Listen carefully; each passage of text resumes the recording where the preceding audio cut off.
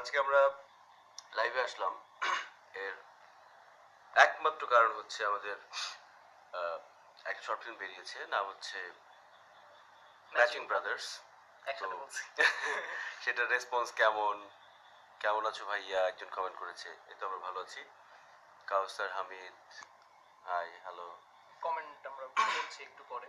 তো সেটার জন্য আমাদের আজকে আসা। আমাদের শর্ট ফিল্মটা কেমন লাগলো, আমরা জানি অনেক প্রবলেম ছিল বা কিছু ভালো লাগেনি বা ভালো লেগেছে, এরকম কিছু হতেই পারে। তো সেখান থেকে এটা আমরা কি কি চেঞ্জ করতে পারি এরপর, আর হচ্ছে কি কি অ্যাড করতে পারি, এই তো সব কিছু নিয়ে আলাপ করব। আর কারো যদি কোনো কোয়েশ্চেন থাকে সেটা আমরা আনসার করব। ইনশাআল্লাহ। আর ম্যাচিং ব্রাদার্স কাদের ভালো লেগেছে বা কোন জিনিসগুলো খারাপ লেগেছে সেগুলো আমরা আজকে জানবো। আর হচ্ছে সিকুয়াল চাচ্ছেন কিনা আপনারা, সেই বিষয়টা আপনাদের কাছ থেকে আজকে জেনে নেব যে ম্যাচিং ব্রাদার্স সিকুয়াল আপনারা চান কিনা। অলরেডি অনেক চলে এসেছে মানুষ। এটা কেন আমরা যাই হোক একটু শেয়ার করে আসি আমরা। আচ্ছা, ইউটিউব তো হ্যাঁ,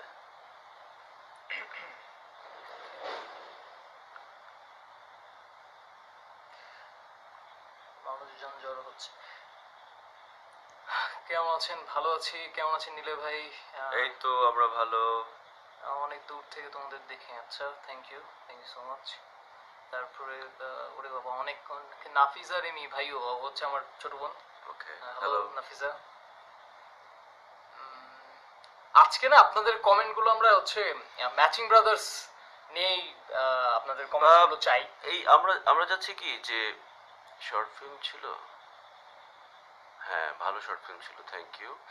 মানে ভালো আছি বা হ্যালো হাই, এটা থেকে বড় কথা হচ্ছে যে একটু ক্রিয়েটিভ কথাবার্তা বা মানে একটু আনসার করতে পারবো, এই ধরনের কিছু কোয়েশ্চেন চাচ্ছি, বেটার হয়। আপনারা এখানে অনেক দেখতে পাচ্ছি অনেকে জড়ো হয়েছেন, লাইভটা দেখছেন। সো এদের মধ্যে কারা কারা ম্যাচিং ব্রাদার্সটা দেখেছেন অলরেডি তাদের কমেন্টগুলো আগে পড়তে চাই। কে রহিম নাম্মি লিখেছেন, আর্থিক সজীব ভাইয়া আপনারে উঠাইছে আর আপনি এই নীল আলমগীরের সাথে কাজ করেন। আচ্ছা, না এটার সম্বন্ধে কথা বলতে চাচ্ছিলাম না, কিন্তু এখন বলো, এখন জানতে চেয়েছে। জানতে চাইলে বলতে হয়। অ্যাকচুয়ালি না, আর্থিক ভাইকে আমি সবসময় অনেক রেসপেক্ট করি। উনি আমার বড় ভাইয়ের মতো, তখনও যেমন ছিলেন এখনও আছে, রেসপেক্টটা সবসময় থাকবে।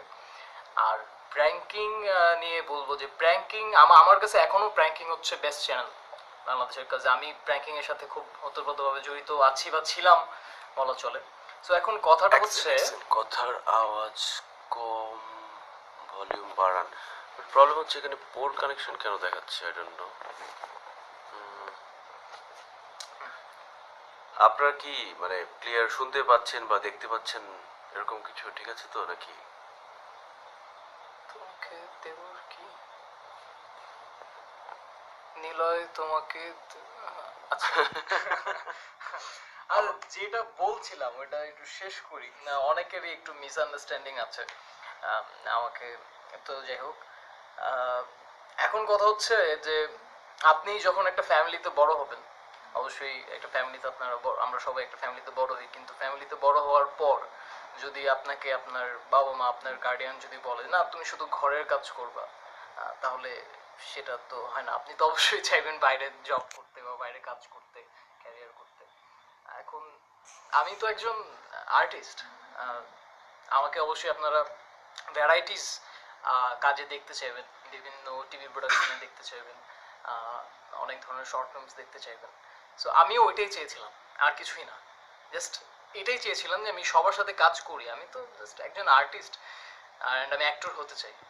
সো এইটাকে যদি আপনারা একটু অন্যভাবে দেখেন যে আমি ওইখান থেকে বিট্রে করে চলে আসি, দিস ইজ নট রাইট। বিট্রের কিছু নাই, মানে আমি যদি ওই স্কোপটা না পাই, আমি যদি শুধু ঘরেই কাজ করি, তাহলে তো আমাকে আপনারা পাচ্ছেন না, বিভিন্ন ধরনের ক্যারেক্টারে পাচ্ছেন না, বিভিন্ন ধরনের কাজে পাচ্ছেন না, মেইন স্ট্রিম কাজে পাচ্ছেন না। তখন কি আপনাদের এটা ভালো লাগবে? আমার মনে হয় না আপনাদের ভালো লাগবে। আর মজার ব্যাপার হচ্ছে সাব্বিরের এবার ঈদে আরো অনেক ডিরেক্টরের নতুন নতুন কাজ আসছে, সো এটা খুবই মজার। যেমন আজকেও আমরা শুটিং করছি একটা টিভি প্রোডাকশনের, একটা সিরিয়ালের। সো এগুলো মানুষ যখন দেখবে হ্যাঁ। তখন তো অবশ্যই তাদের ভালো লাগবে। না, একজনকে দেখলাম যে সে লিখেছে আমার সাথে কাজ করো, মানে তুমি তো আমার চাকরি করো না তাই না? বুঝলাম না। মানে তোমাকে কাজ করতে নিয়ে আসছি না কি যেন এরকম একজন লিখেছে। ও না না ভাই, আমি আমি চাকরি টাকরি করি না ভাই। আর কাজ এখন আমি আমি এখানে সাব্বিরকে নিয়ে আসছি মানে কি, আমি একটা ইউটিউব চ্যানেল বানিয়েছি, সেখানে হচ্ছে আমি যখন সময় পাবো তখন একটা দুইটা শর্ট ফিল্ম বানাবো। সেখানের একটা ক্যারেক্টার যেমন সাব্বির করেছে ম্যাচিং ব্রাদার্সের, তারপর মিস্টার ক্রাশ যেটা করেছে সেটার শুটিং হয়ে গেছে, খুব তাড়াতাড়ি আসবে। এবং সামনে যদি আরো কোনো ক্যারেক্টার হয় সাব্বির করবে, সাব্বির না হলে সোহান বাবু আছে, সোহান বাবু করবে, আমাদের শাহেদ আছে, শাহেদ করবে।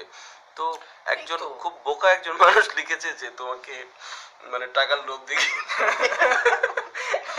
মানুষের বুদ্ধি মানে এত এত কিউট কেন ভাই, আপনারা এত ইনোসেন্ট কেন? টাকার লোভে কাজ করলে তো ভাই আমি জবই করতাম, মানে জব হ্যাঁ, করতাম তাহলে। মানে মনে হচ্ছে যে ওগুলা useless একটা কথা। বাচ্চা মানুষ যার এখনো বুদ্ধি হয়নি সে একটা কথা বললো, আর আপনারাও সেই বাচ্চা মানুষের মতো সেই কথাগুলো নিয়ে লাফাচ্ছেন। যাই ওরকম হোক, কিছুই না, দেখেন আহ, একজন একজন মানুষ যদি প্রোডাকশন হাউস করে, হ্যাঁ ধরেন আমি একটা বড় উদাহরণ দেই, যেমন হচ্ছে ইয়াশরাজ ফিল্মস। হ্যাঁ, ইয়াশরাজ ফিল্মস যখন আসলো তখন হচ্ছে অনেকেই তো শাহরুখ খান কাজ করছে, ঋতিক রোশন কাজ করছে, তার মানে কি সবাই মানে টাকার লোভে কিছু ওইখানে, বা ওইখানে চাকরি করতেছে এরকম কিছু, বা হচ্ছে কারণ জোহরের কাজ করলে ইয়াশরাজের কাজ করতে পারবে না এমন কি কোনো বাইন্ডিংস আছে কোথাও শুনেছেন? আর আমার মনে হয় আর ইউটিউবে টাকা কোথায় ভাই? আমি আমরা একটা না কাজ খেয়ে করছি। মরি ভাই, জানেন। আমি একটা ইউটিউবের কাজ করলাম, সেটা হচ্ছে সাব্বিরকে বললাম সাব্বির এরকম একটা ক্যারেক্টার করবো নাকি। হ্যাঁ, একদিন এই যে এখন আড্ডা দিচ্ছি কথা বলছি এরকম ভাবে আমরা শুটিংটা করে ফেলছি। এখানে টাকা পয়সা কোত্থেকে আসবে, আর ওকে কয় টাকা দিব আমি যে সেই টাকার লোভে সে চলে আসবে? যাই হোক, এত বাচ্চাদের মতো কথাবার্তা না বলি, এগুলো খুবই হাসি হাসি। এগুলো নিয়ে কথাবার্তা বলার কোনো ইচ্ছেই ছিল না। আমরা ম্যাচিং ব্রাদার্সে ছিলাম, আমাদের হ্যাঁ। আপকামিং প্রজেক্টে ছিলাম, ওগুলো নিয়ে কথা আমরা বলি। নতুন ওটাই কোনো better। নাটক পাবো নাকি? ইনশাল্লাহ ভাই, অবশ্যই। নিলয় ভাইয়া, আমি আপনার সাথে কাজ করতে চাই। ইমন, তার আগে ভাই জেনে নেন আপনাকে কেউ যাতে আবার না বলে যে বলা আপনাকে যাবে আমি না। টাকার লোভ দেখে নিয়ে টাকার আসছি। লোভ দেখিয়ে নিয়ে আসেন, কারণ আহ, কি বলবো, আমি ভাষা হারিয়ে ফেলছি আসলে। আপনি টাকার লোভে চলে গেছেন, এই যে কে যেন একজন লিখেছেন। টাকার লোভে ভাই কয় টাকা দিচ্ছেন আমাকে? টাকাটা কই সেটাই তো বুঝি না। ইউটিউব রেভিনিউ কত আসে আপনারা জানেন? আপনারা যারা ইউটিউবের সম্বন্ধে কথাবার্তা বলেন, একটা কাজ করার পর ইউটিউবের রেভিনিউ কত আপনারা জানেন? এগুলো হচ্ছে ভালো লাগা থেকে আপনারা দেখবেন, কিছুই ভালো না। বলবেন, শুনতে ভালো লাগে। এই that's it। কিন্তু আর্থিক কি আর্থিক সজীব লিখছে। আতিক সজীব কে আবার বলেছে যে নিলয় ভাই নাকি অর্ণবকে তার থেকে বলতে গেলে ছিনিয়ে নিয়ে এসেছেন। ভাইয়া, একজন মানুষ তো আসলে মানে ও তো প্রোডাক্ট না, ও তো একটা মানুষ, একজন শিল্পী। একজন শিল্পী হচ্ছে একজন মানে খুবই মুক্তমনা হতে হবে। সে এই আমার সাথে কাজ করবে, তারপর সে রাফাত ভাইয়ের সাথে কয়েকদিন আগে কাজ করেছে একটা, তারপর হচ্ছে শাফিউদ্দিন শাফি ভাইয়ের সাথে কাজ করছে। আজকে আমরা শুটিং এ এসেছি, হ্যাঁ। ওইখান থেকেই আমরা এখন তো মানে এরকম লাইভে তো আসার সে তো plan। সবার সাথে কাজ করবে। আমি নিয়ে এসেছি মানে কি, ও কি মানে আমি কিনে নিয়ে এখন- এসেছি? ও এখন তো নিয়ে প্রোডাক্ট এসেছি, না, হ্যাঁ, ও সেটাই। একটা তো মানুষ। সবচেয়ে বড় কথা হচ্ছে একটা মানুষ, তার থেকে বড় কথা হচ্ছে সে একজন শিল্পী। শিল্পী থাকবে অলওয়েজ ফ্রিল্যান্স, সে সবার সাথে কাজ করবে। তো ভাই কে কি বললো বাচ্চাদের মতো, আসলে আপনারাও আপনারা ওইসবে কান দিবেন না, কারণ আমি জানি আপনারা আমাকে আমাদেরকে সবাইকে পছন্দ করেন। সো কাজ আমার মনে হয় আপনারা দেখতে চাইবেন, যেমন আজকেও আমরা যে কাজটা আসছি সিরিয়ালটা যখন যাবে এটিএন বাংলা, তখন আপনারা দেখে পছন্দ করবেন। এখন যদি ওই যে একটা জায়গায় যদি আমি জিম্মি থাকতাম, তাহলে তো এই কাজগুলো আমাদের দিয়ে আপনারা পেতেন না। এখন আপনারা যে বলছেন যে নীলয় হচ্ছে আমাকে নিয়ে এসছে, এখন নীলয় যদি নিয়ে আসে তাহলে তো আমি বাইরের কাজ করতে পারতাম না। আমি কি বাইরের কাজ করতেছি না? হ্যাঁ, বাইরের কাজ করতেছে। ও জাস্ট আমার একটা কাজ করলো। একটা কাজ করলাম, সাউন্ড বাড়ান প্লিজ। সাউন্ড কিভাবে বাড়াবো? একটা কাজ করলাম, যখন আবার প্রয়োজন হবে তখন আবার করবো। এই হ্যাঁ, তো চলতে থাকবে। ক্যারেক্টার আসলে করবে। এখন তাহলে? আমার আমার ইউটিউব চ্যানেলে এ তো আমি তো চাইবো যে সবার সাথে কাজ করতে। হুম, সাব্বিরের সাথে সেই অনেক আগে থেকে পরিচয়। সেই হেলমেট সাব্বিরকে, থেকে। হ্যাঁ, হেলমেট থেকে সাব্বিরকে বললাম যে সাব্বির এরকম একটা ক্যারেক্টার করা যায় কিনা। সাব্বির তো খুব ইন্টারেস্টেড যে হ্যাঁ ভাই অবশ্যই করবো। ওকে ফাইন করি।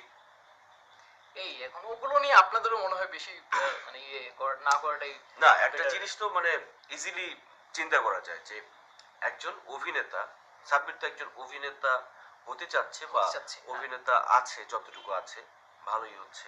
তো একজন অভিনেতাকে একজন মানুষ তো কিনে নিয়ে যেতে পারে না যে আর আমি কিনে কই নিয়ে যাবো ভাই, আমি নিজেই তো একজন অভিনেতা। আমি জাস্ট একটা কাজ করেছি, সেখানে একটা ওকে বললাম খুবই তুমি একটা ক্যারেক্টার করবো কি? লাইট একটা বিষয়, কিন্তু হ্যাঁ। খুবই সিম্পল, কাজ করছি, আসো কাজ করি একসাথে। যে এই আমাদের ব্যাপারটা এই ছিল। এটাই। এখন এইটাকে কমপ্লিকেটেড করতে করতে কিছু মানুষ এত বেশি কমপ্লিকেটেড করে ফেলছে। তারপর আমাদের সাথে আবার সোহান বাবুকেও হয়তো চেনেন, সেও কিন্তু আমাদের সাথে কাজ করছে, সাব্বির কাজ করছে। তারপর আরো অনেকেই কাজ শুরু করেছে, আপনারা দেখতে পারবেন। তো আচ্ছা, এখানে কমেন্ট ছিল একটু, ভাই সাব্বির, আচ্ছা যাই হোক, র্যাঙ্কিং এর সাথে কি আর কাজ করবো না এমডি রবিন? এটার অ্যান্সার কি হতে পারে? এটাও কিন্তু আমার যেটা মনে হয়, মানে সরি আমার ইন্টারাপ্ট করা ঠিক না, তোমাকে জিজ্ঞেস করেছি তারপরে আমি বলি।